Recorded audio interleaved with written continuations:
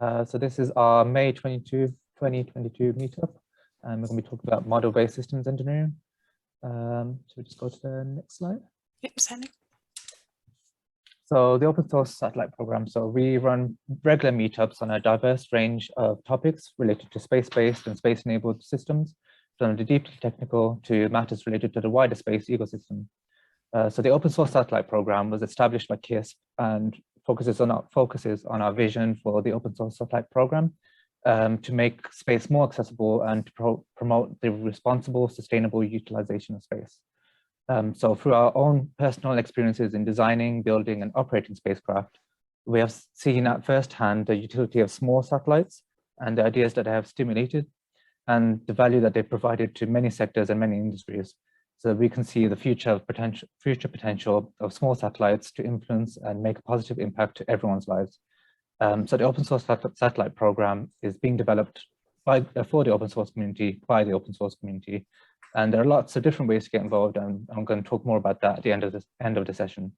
So on today's session, I'm going to be handing over to Vicky Anderson, who's going to be talking about model-based systems engineering, focusing on space. So Vicky, over to you. Lovely, thank you, Sophie. So hopefully everyone can see the slides, and I'll make a start. So thank you for the introduction. So as Sophie said, I'm Vicky Anderson, and I work as a senior system engineer here at KISS, and I'm obviously working on the open source satellite program. Just a little bit of background on myself. I started life as an electronics engineer, and over the last sort of 15 odd years, I've sort of moved more and more into the system engineering domain, which is now my full-time role and has been for about the last sort of 8 years or so. And I'm going to talk to you today about a subject that some of you might be familiar with, but for some of you, it might actually be the first time you've heard the term model-based system engineering. And I do apologise if I slip into acronym talk and refer to it as MBSE. That is what I'm talking about. It is model-based systems engineering. I'm going to cover what I think model-based system engineering is, why I think it's useful, and how it's being applied on the open source satellite program. Now, this is not especially long talk today, so there will be plenty of time at the end to cover any questions, but I'm also really happy to take questions as we go. So, feel free to make use of the chat. My colleagues will monitor that and will give me a nudge if there's anything pertinent to ask at a particular time, but also do feel free just to shout up if you have got a question. I'm happy to make this a bit of a discussive session. Now, I should just preface, as I've sort of said, it's a short session today, and I'm not going to be able to cover or do justice to the whole topic of model-based systems engineering in this short session. Courses kind of even giving introductions to this topic normally start a couple of days in duration, and it's definitely a topic, and for me at least, it's very true, it's going to encompass lifelong learning. But for those of you who are interested, I will put up some references at the end of my presentation if you want to be able to engage maybe with the broader system engineering community, or you want to know more. And of course, you'd be more than welcome to contact me too. For the eagle-eyed among you, you may notice I've actually kind of amalgamated a couple of sections. So the why and the how have become a single item rather than the distinct items as given in the session title. But I'll come on to this as I go through the session. So we'll start at the beginning. What is model-based system engineering? Well, the clue's in the name. It is the use of modeling to support system engineering activities, which is, all very well and good, but actually, what are system engineering activities? Now, systems engineering is all about creating successful systems. So a system can vary in complexity and can range, and I'm going to say something simplistic, and then someone's going to argue with me and say that a plane isn't simple, but it's a tangible thing that people can kind of physically get to grips with. So, it could be something like an aircraft, but you can actually get to kind of things which are perhaps slightly less tangible and, maybe made up of a number of systems or a system of systems. These are integrated together to provide some purpose or effect that's larger than what can be generated by a system on its own. So maybe thinking about like a worldwide logistics service, that might be that type of system. And central to model-based system engineering and system engineering is our system engineers. And they have two primary aims. The first is to build the system right, but to also build the right system. Now, these are two subtly different things, although they actually sound very similar. So building the system right relates to building something that meets the requirements that have been set And building the right system is actually all about whether you've built the thing the customer actually wants and services their need. Could I just ask if anyone isn't muted? Just sorry, because we pick up, we could just ask people who to mute their mics, unless you have a question, of course. Thank you. So where was I? Yeah, so it's all about, have you actually built the thing the customer wants and actually the services they need? So you can, in fact, build the system right, but not actually build the right system if you don't actually get things correct up front with requirements and what it is your customer actually wants. So a system engineer needs to consider the whole problem from the point of deriving the concept through to when the systems are retired or disposed of. The duration of this life cycle could be very short, maybe a matter of a few years for some technology products, or it could be really quite long, so maybe decades in the case of some defense and space projects. Some projects will actually outlive the career of the systems engineer. So as you can perhaps now imagine, the systems engineer has quite a lot on their plate or plates, and they need to balance kind of customer needs, what's technically viable and what's achievable within kind of a number of constraints, including, as always, time and money. So for simple systems with limited interdependencies, it might be that this can be considered by one person individually. But as systems trend towards becoming more complex, this becomes increasingly difficult. And it's actually really rare that engineering is a solo sport, as some of you will know. So hence enter model-based system engineering. Now, sorry, could you please ask anyone who's not muted to mute their mics? Thank you. Sorry, yes, that's right. So model-based system engineering is a formal approach that can be used by the system engineer to support different activities that they need to perform. So these activities could include understanding, exploring what it is the customer needs, but also what other stakeholders who are interested parties in the system also need. So if we take the case of space, for example, there are regulatory bodies who have a vested interest in how something, how the mission is undertaken, and that might cause conflict with what it is that actually the customer wants to do. So the regulatory body may mandate that you need to meet certain conditions to get licensing in order to be able to operate your spacecraft. But these things typically incur additional cost and possibly also time penalties for the customer, which might be in direct conflict with actually, what they want to spend or what they have available, but without it, they don't have a successful system. So these are interesting things that we need to consider.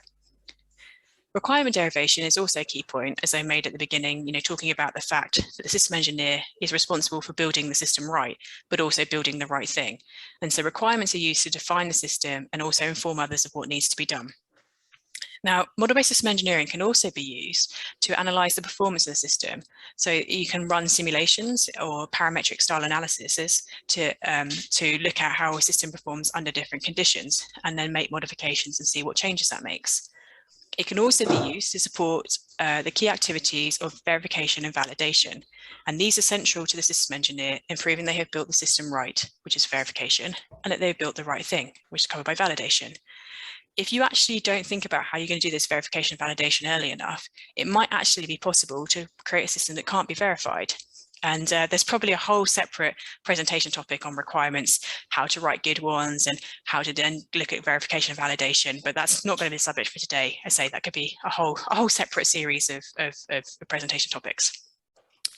Now, at this point, this is where I would have, as the session title implies, move on to looking at why model-based system engineering is useful, and then move on to some examples to illustrate the points. But I think in order to make it hopefully a bit clearer, and I'm going to actually use some of the open source satellite examples and to talk about some of the points we're going to make today. So I've kind of melded these two sections together. But a lot of what I discuss now will actually be applicable to other applications and domains. I'm constrained by time, so I can't give you every possible permutation of how model-based system engineering could be used and all the different types of diagrams and things that you can use. But hopefully this gives you a good flavour of what is actually possible. So the primary focus, at least on the open source satellite program, when using model-based system engineering, is we want to end up with a model which is our source of truth. So this means that anyone should better go into the model and see what the intentions of the design are, the dependencies between different aspects of the design, and find the information that's pertinent to them or the particular aspect that they're looking for. This means moving away from what is termed a document-centric approach to a more model-centric approach. So we aren't saying that we're never going to use documents ever again. They're a really handy way of taking snapshots of information and providing that to others, as you have seen some of the material that we've released via our website. What we're trying to avoid is that kind of pile up and configuration control nightmare that comes with maintaining documents over a long period of time as a design is maturing. A document is only correct or is current as at the time it was generated. A model, assuming it is properly maintained, is up to date whenever it's interrogated. So I've talked a lot about models, but I haven't actually shown you anything useful yet. So what actually are they? Well, the model itself is a set of interconnected elements where each element holds some data or information, and the interconnections provide details on how these different elements are related. Collectively, they provide a representation of the system and its environment. You can then use different visual representations, or what we call diagrams, to view the information that's held within the model. You can also use the construction of diagrams to capture information that goes into the model. Now, there are many different tools and notations that can be used to capture the modeling information. And I don't really want to get bogged down in this session today, particularly in syntax and tools and the like. You can do model-based engineering, use pens or paper, or as is favoured in our office, we've got a giant set of whiteboards and coloured pens. The tools and notations are really a means to formally capture the information in a way that's universally understood. Now, this is an eye test. I'm not asking everyone to read this information. I am going to do some zoom in on aspects of it in a moment, but I just kind of wanted to give you kind of a broader picture to start. So one of the first things to be constructed in our model is what's known as an ontology. And we did this for the domain specific terms that we're using within the open source satellite program. So even though the team at KISP and some of our collaborators have worked on space-based projects before, in some cases for many, many years, we all still have, based upon kind of our experiences, what work we've done, kind of what maybe our native languages are, we still have slightly different interpretations of certain terms. And we realized, if we were having that problem as a co-located team with a lot of experience in this area, when we come to share information, for example, with people like yourselves in our open source community, this is also likely to prove to be an issue. So what we do is we developed an ontology, and this derives the terms that identifies the terms that we are using and the relationship between these terms. So it essentially acts as a bit of sort of a dictionary and a glossary. And so this is a snapshot of it, which I'm aware you can't read. So I do have a slightly zoomed in version of one portion here.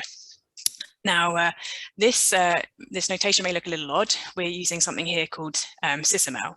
And basically what it's doing is showing how various elements of the approach we're taking are interrelated. So you can see here, for example, relationships between customers and applications, and also some of the different types of customers that we have. Now, our ontology will be a living artifact because there's likely to be many more terms that we uncover as the program progresses. So I know for some of you who might look at this, particularly if you're not familiar with SysML, and you might think, golly, this is complicated. And actually, I would much prefer a document that may be much easier to read. Now, I promise as you become familiar with SysML notation, and in good BBC fashion, there are other notations available, but it does become, as you become more familiar with it, much more straightforward to understand. And the neat feature for us, at least, about baking this ontology into our model is that it really helps promote consistency, as those ontological elements can then be linked to other items which we construct within our model, which allows us to double check that we really do understand what we are creating and allows us to find gaps. I think it'd be really onerous to do this if we were creating documents and wanted to check all the terms that we'd use. And I'm not really very sure how you'd actually realize this in a document-centric way.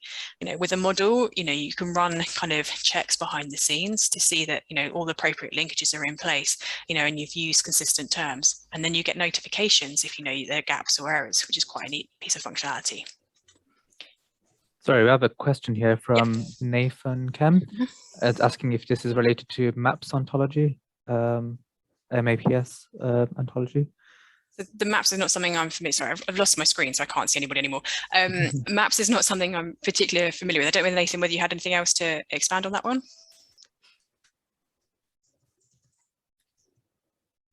I don't know if Nathan has a mic and wants to ask a question. Nope. Okay, I think we can continue for now. Maybe we could come back a bit later. That'd be good, yeah, because I say there's lots of terms, and I say I'm still learning as well, so it's not one I'm immediately familiar with. Right, sorry. Thank you though. Okay, so Then one of the next things we considered, so once we had our terminology sorted, is what we really want to look at is, what's the wider environment within which our open source satellite needs to operate within. And for this, we were looking at the context, and that's what I mean here. So, we want to know about what other systems our satellite needs to work with, or are going to be kind of influenced by, and what stakeholders are also going to have an interest in sort of some description in our satellite, beyond just the customer who's paying to have the satellite put up. So again, we've built into our model the relationship between different elements, and this is highlighted areas that we need to go forward and discuss maybe with third parties to understand more what their interests might be. Now, it should be noted, actually, for this particular piece of work we actually did this data collection using whiteboards and pens. For some of the team, we might hear from some of them later, this is their first kind of foray into using model-based system engineering approaches. And one of the things that, I'm keenly aware of is that I don't want the use of this approach or the use of the language or the tools to sort of stifle the creativity and stop people from kind of being able to think in a free way. So this diagram is a formal record of what was discussed during those brainstorming sessions. And just for this particular figure here, it's the circles kind of give an indication of kind of the level of the degree of influence they may have over our satellite, which is shown in the middle. And then the arrows show some of the interconnectivity and kind of what direction the influence may go in. And so what we did next was we took some of these stakeholder interactions with our system and explored them a bit further. So this particular diagram or visualization shows the specific interest between the system and the stakeholder. So for example, we have some relationship here at the top. You can see malicious third parties. So unfortunately, malicious third parties may have an interest in our system, even though we don't particularly want them to. They might want to disrupt or exploit what it is that we're putting out there. And so that gives us a different set of requirements. We have to start thinking about security and how we kind of mitigate their unwanted interest, which leads to some requirements we may not have thought about if we just thought about, for example, what it was the customers wanted. So thinking in this way, as I said, has helped identify perspectives other than those of the customer. And we need to know all these interests to come up with a solution at the end which is fit for purpose and fulfills the needs. Now, as some of you who are familiar with the program might know, so the intention is for us to derive a platform that can be used to serve as a whole different range of applications. Now, just very quickly, because I'm aware I've talked about ontology and then used a lot of terms, I just want to kind of define a couple. So for those of you who are not familiar, the platform is the part of the satellite that controls its behavior. So for example, it might allow you to point the satellite in a particular direction, maybe allowing you to talk to the ground. It might provide power to things like the payload. And the payload, as much as it pains me because I am a platform engineer, that's the bit that unfortunately most people are interested in. It might be some snazzy camera that takes kind of neat pictures of the Earth, or it might be some kind of comms transmitter that's providing global internet capability or similar. So as you can probably imagine, there are lots of different applications that space could be useful. And I think at last count, we had like well over 300, and that's a lot of different applications to consider, and definitely more than I can think about at any one time. So this slide here just shows kind of some of the different things we considered when looking at our different applications. There are some unique things that you get from the space environment. For example, vantage point, being above the Earth, that gives you the option to look down on the Earth, or it gives you the option to look out into space without the kind of atmosphere being in the way. It also gives you opportunity for different services. So, kind of looking at, it's things like space stations, kind of doing experimental work up in space, also maybe doing some communications, potentially interplanetary when we get that far. There's also unique environment aspects too, and which you can exploit. So you could perhaps look at doing particular science experiments, that you might want to do in a zero gravity environment. And then finally, there's also resources, some of which you can't find on Earth and some of which unfortunately are becoming scarce. So there's lots of things to consider. Now, as part of the open source satellite campaign, we have not looked at all 300 odd applications. I will admit that. There are some natural groupings. I won't go into those today. We'll release some of that information through our open source satellite website. And we've used some of these groupings to form the basis of our assessment. But as you kind of look at satellites, you become more familiar with them, you'll realize that from a platform perspective, for most applications, they actually have very similar needs. And inherently, most platforms do predominantly the same things, perhaps just on a different scale. And so what we're using model-based system engineering for is allowing us to explore these different kind of needs in a systematic way. So we're kind of comparing oranges with oranges, apples with apples, and so on. And so in order to allow us to look for kind of patterns and conflicts, we've generated this as an activity diagram here. This provides the nominal flow of a life cycle of a spacecraft. And this is for a generic spacecraft here, and I appreciate some of this detail is probably a little bit awkward to see, so we'll be enlarging aspects as we go through. But some of these activities remain the same, regardless of the type of application that you have.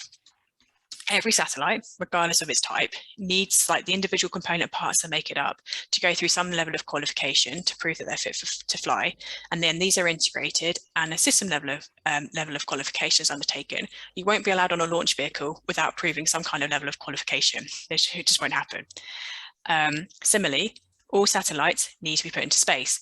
We're not quite at the point, not yet anyways, of actually building satellites in situ. So that means they all need to be integrated into a suitable launch vehicle, survive launch, and then they actually need to know when they're in space and they start performing their operations.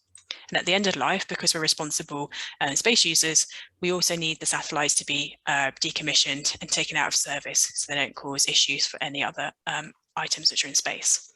And it's the parts in the middle here, where the satellite goes through its commissioning activities and then undertakes operations, where some of the various applications may generate different needs which are required.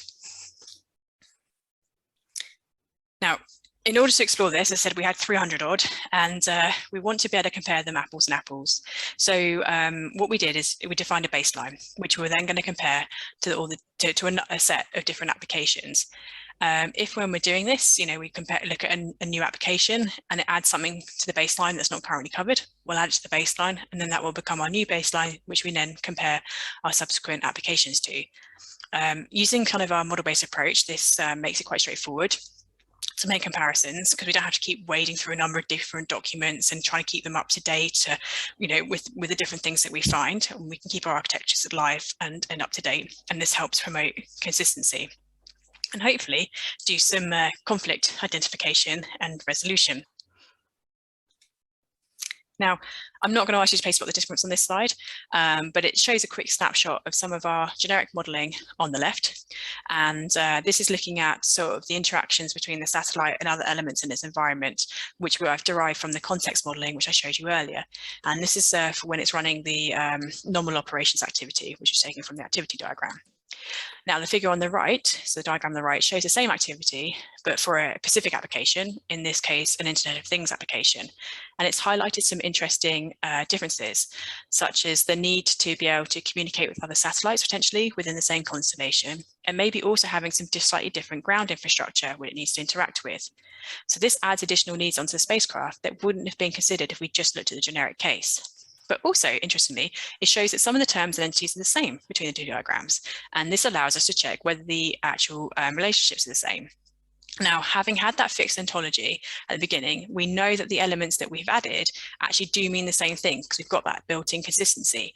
And it hopefully should prevent people from using different terms for the same things, which would actually kind of continue to balloon the amount of work that we had to do. Now, I'm onto my summary slide already. I'm aware that was a very quick whistle-stop tour through model-based system engineering and how we're kind of using bits of it on the oversaw satellite program. We're currently at the phase now where we're looking at all those different needs and those different stakeholders and what that's put onto the system and how we actually realize that as distinct functions within the kind of the actual open source satellite platform itself, and what hardware and things we're going to need to be able to realize those functions. And we'll hopefully have some information to share on this soon. But hopefully this has given you a bit of an insight into model-based system engineering and the different ways it can be used. Now, I just want to highlight some of the key advantages of model-based system engineering, some of which I've sort of touched upon already. For me, one of its big things is acting as a single source of truth, because that means all the information is current and everyone can be working from the same thing. And it helps reduce the risk kind of that old or out-of-date information is kind of propagating through the design. Of course, this relies on everyone using the model and not some snapshot they've got squirreled away somewhere, but at least, it helps promote that. It also saves a lot of reading of documents. You know, you get the linkages to the relevant information kind of baked into the model. And so this should hopefully make everything the engineer needs to consider accessible and provides traceability between items, which can be quite hard to maintain within documents. And the very act of actually making linkages or adding elements within the model actually makes you think. You know, it makes you apply a level of rigor and, you know, helps you identify kind of conflicts or, you know, what your relationships really need to mean. And, you know, do you understand what they mean? And can you do those interdependencies? I think also being able to look at and view information from different perspectives is really quite important as well.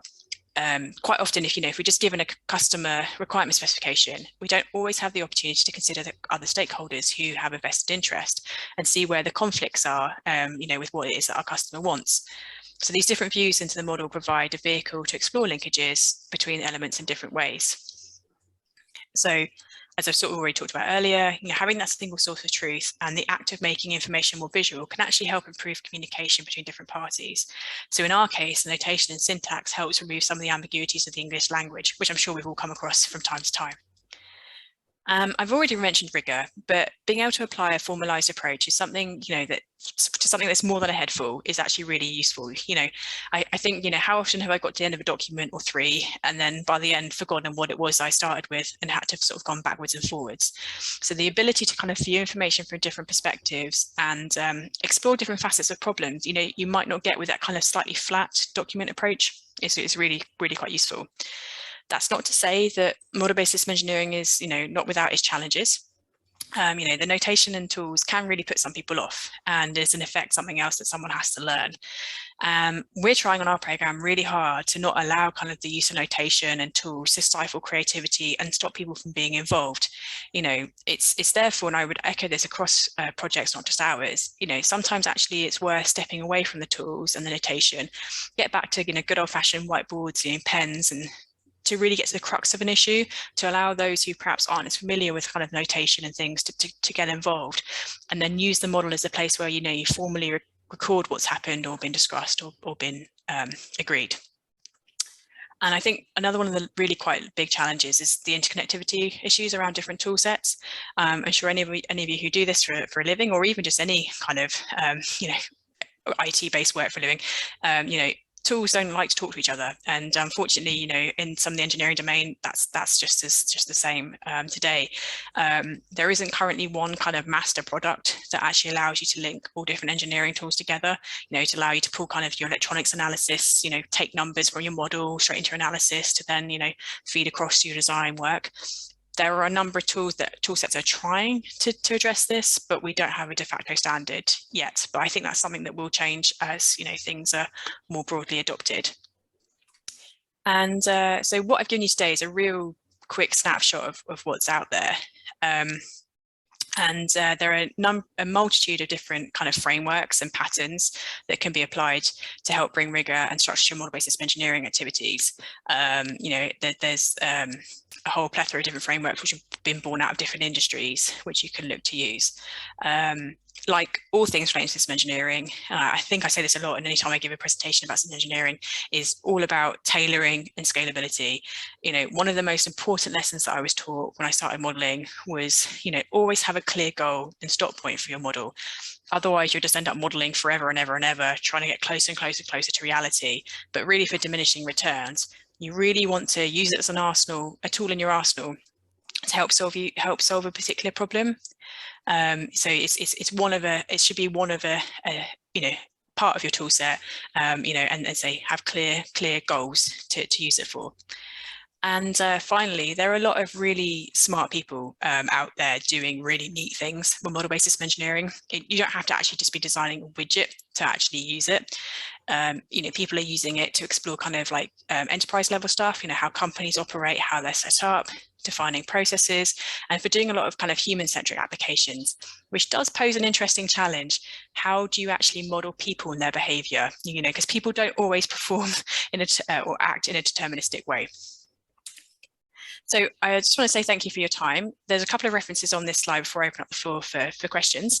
So for those of you who aren't familiar, we have INCOSE, who are the International Council on System Engineering, who actually have a worldwide presence. So kind of wherever you are in the world, there's probably a chapter there. And they are a really good gateway into system engineering and to find kind of groups and relevant people in your area. A quick web link for those of you who might want to check out a wiki. There's the System Engineering Body of Knowledge, affectionately referred to as CBOK. That has a lot of really good material on, which kind of is a good springboard into kind of papers if you want to kind of find some more academic aspects and also some good examples. And the final one here, I'm not on commission, but maybe I should be. So the Scarecrow Consultants, who are a UK-based firm, are running their model-based system engineering spectacular, which is in September this year. I think it's in Birmingham, and that's a 2-day kind of primer for people across the their journey on system engineering. And I think they were also doing a bit of a bring your boss along section on that, so people can bring their bosses, to help them understand why model-based system engineering is useful. Having been to one of those a couple of years ago, it was really quite a good session, and I say a good primer for anyone who wants to find out more. So I think at this point, I'd just like to say thank you again for your attention and open up the floor. So I think there's probably a few questions. So I'd love to take those now. And I'd also like maybe some of your thoughts, comments or opinions on model-based system engineering. I mean, I'm still very much learning and finding my way through this as well. So I'd love to hear kind of if you guys have got any thoughts or opinions that you might like to share as well. So thank you. So I still think we have those questions from Nathan Kem, if you're on a mic or anything, if you want to go over those points. Hello. I don't know if my connection is good enough. I'm all the way in Colorado, in the United States, and the connection is not the best. That's all I can say. But I did understand. I do see a collaboration point between the open source that Lockheed Martin released on repairing and maintaining defunct satellites. The docking procedures are, if you've known anything about international docking procedures, it's about the same that SpaceX and NASA and most Americans use. And so it's kind of similar one-to-one comparison. Without going too much into detail, in these times, especially with the blackout that happened over the Pacific, I think I don't like trash in space, and I deal with a lot of waste management. So getting a haptic feedback to both of you would be important to see how similar the work I'm doing is with you people over there. Thank you. Okay. That's great, thank you. We'd love to, I mean, my contact details were on the beginning, but also you should be able to track us down on LinkedIn and the other, and as I say, we'd love to have some conversations and find out a bit more. So please do get in touch. All right, appreciate it. Cheers. No worries. Were there any other stuff? Sorry, I can't see the chat window, unfortunately, so I'm right on you guys. There's another, I think there's a question from Bjorn. He's asking, do you have a recommendation of individual tools that can be introduced piecemeal to make the transition towards model-based engineering easier? For example, tools only dedicated for specific budgets, interface control, and so on. That's a really good question. And I'm not wedded particularly to any particular tool. They all have their strengths and weaknesses. So we happen to be using Enterprise Architect here at KISP for this work, which is a neat tool, but it's not it lets you do model-based system engineering, but it also lets you do a whole plethora of other things as well. So it can be quite hard to kind of do it in a systematic way. You need to set up the frameworks and stuff to work within. There are a number of other tools. Unfortunately, some of them are like, I guess, the big box, really super expensive tools that come out of those kind of, big organizations. And so for us, Enterprise Architect was a nice kind of midpoint entry point, but I'm sure probably some other people on the call might have some better suggestions. And there are definitely a lot out there. I know there's sort of Magic Draw, there's a tool called Inslate, which uses a lifecycle modeling language notation toolset. So it's a bit of a tricky one, but I mean, I definitely recommend you can do a lot of kind of some of this literally with, let's say, whiteboards and pens or what have you, to start looking at kind of doing that exploratory work. So it's really, I think, key to think about what it is you would like to try and do. And actually you might find you can do a lot of what you want to start with sort of pen and paper rather than having to invest in a tool. I think you can get, at least I think with Enterprise Architect, you can get a short free trial, which might allow you to try out some bits and pieces. Might be a good way to go. I don't know if that helps answer the question, sorry. I think we had a similar question from Shazan Hussein, who was asking about potential tools. So hopefully that answers your question as well. Any more questions? I'd like to say I'm not a tool vendor specific person, and say if anyone has a neat tool, I would love to know about it, because I say some of them are definitely better than others, for sure. And I think I've yet to find one that I particularly would be like, yes, this is the one, everyone should use this. I would hate to use to drive anyone down to a particular solution at the moment.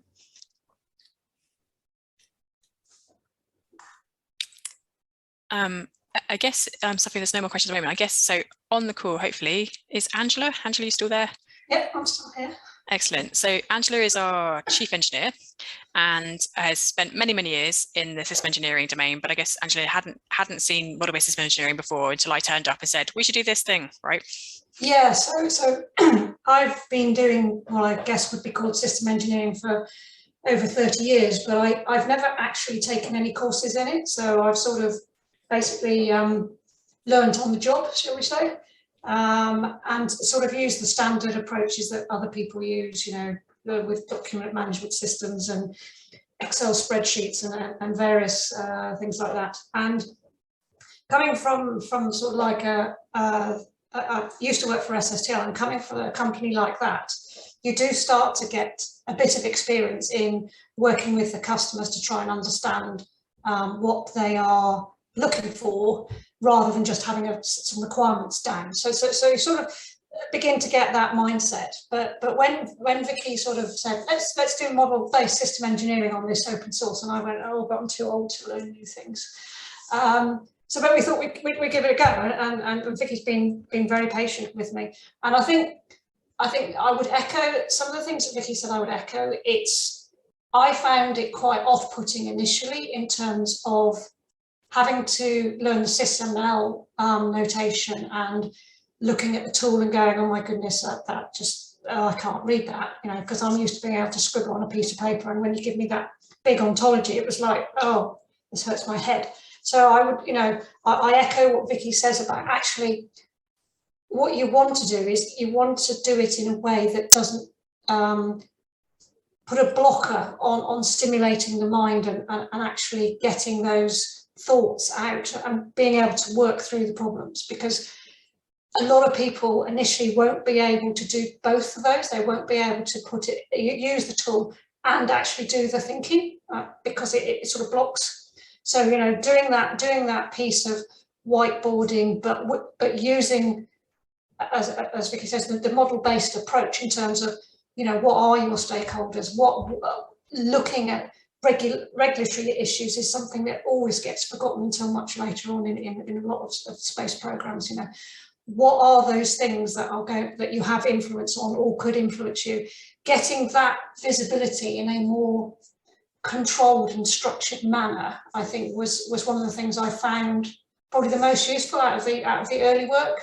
I'm still not very good at reading the notation, but Vicky's very patient and helps me with that sort of thing. And looking at all of the different applications and testing that baseline against those applications easily was also beneficial. So yeah, would I say I'm completely wedded? It takes a long time to change your ways after 30 years, but I can see some of the benefits in putting that little bit of rigor around it.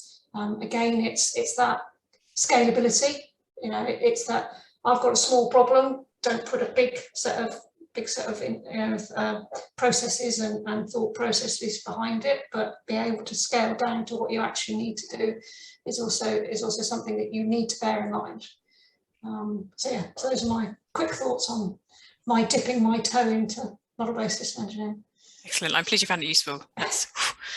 Well, you told me to say that.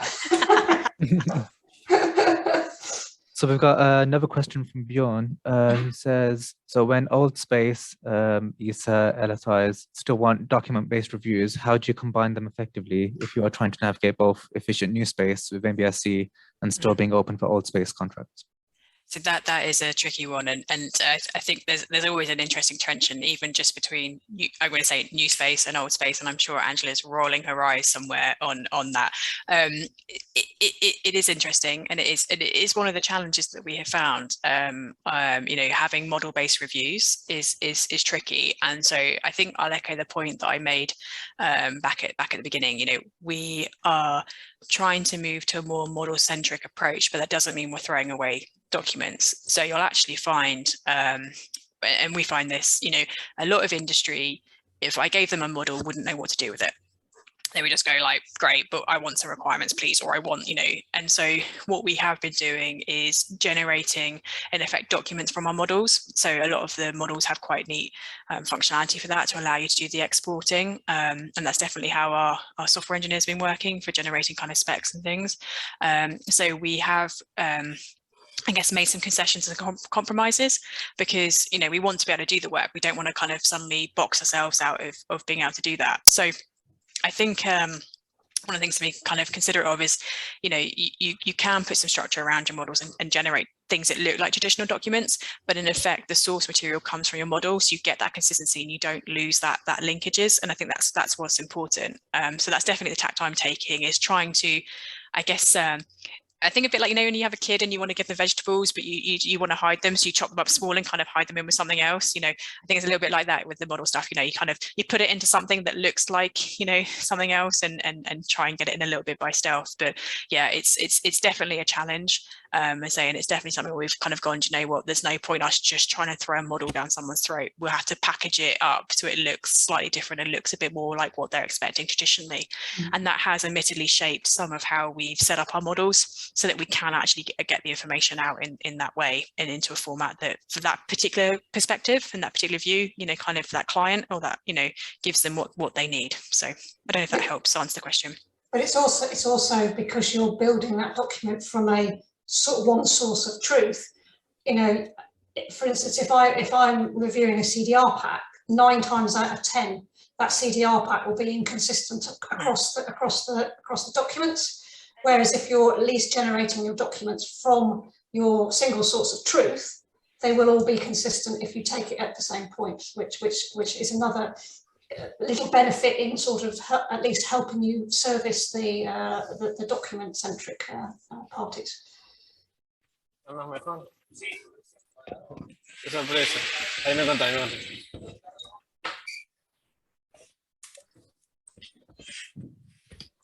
Is that a question there? No, yo me re preocupé cuando mandaste el mensaje. No, pensé que te había dado fuerte. Sí. I think probably just meeting, sorry.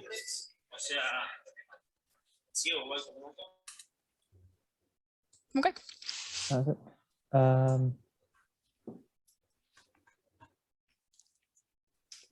Do we have any more, Safi? I think there's just a response from Bjorn.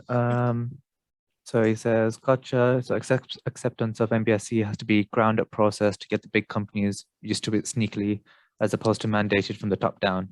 And if the efficiencies are demonstrated, then presumably they will roll with it eventually.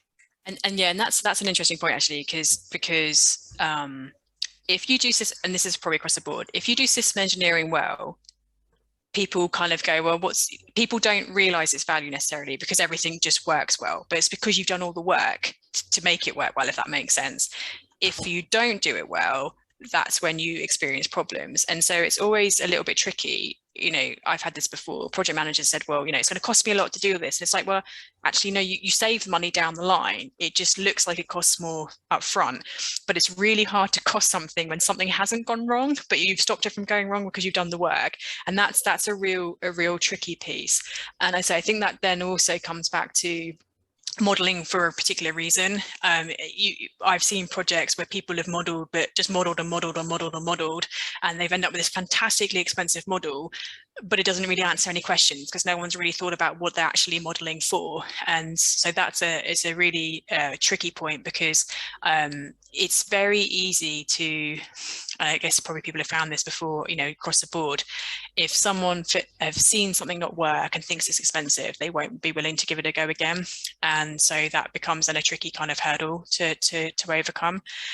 So yeah, so it is a little bit myself and say getting those benefits, but it's always that tricky. The money you've saved the project manager that they don't know you've saved them, it's really hard to quantify, but it's you know, promoting that use. And also once you start down a model route, you can reuse some of those artifacts and reuse some of that thinking. So, you know, so as you go on, it does become cheaper and more cost effective, but you know. And I think with all of these things, it will take time for people to appreciate the improvements that you get with it. And we although it's been around for a while, we're almost still at the starting point, because as Vicky says, there are numerous different models, all different model tools, all doing slightly different things, and none of them are compatible with any other ones. So I think that will change gradually as you get more people doing model-based system engineering. And I know space is not on the forefront necessarily of model-based system engineering, but I think, you know, people are dipping their toe into the water, and that just needs to keep happening, and you'll get that groundswell of opinion, and then people will probably flip. Yeah.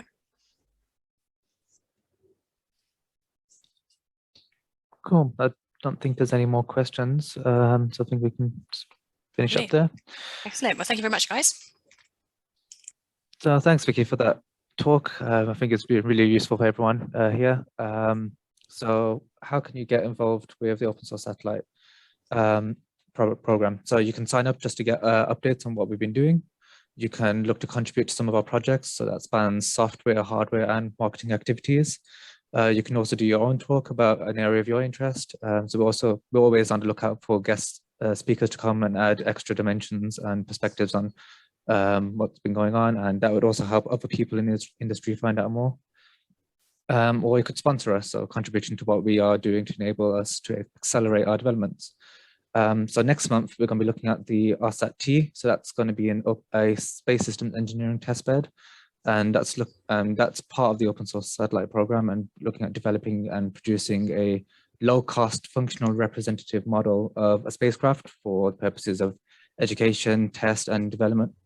And that's leveraging some of the core elements of the next generation microsatellite platform, which we're also developing. And that presentation is going to be on the 19th of May at 4:30. And that's going to be done by our Managing Director, John Pappett. So thanks for joining us today, and we hope to see you again next time. And you can also find us on all these links here and on LinkedIn. Thanks, guys. Thank you. Thank you very much.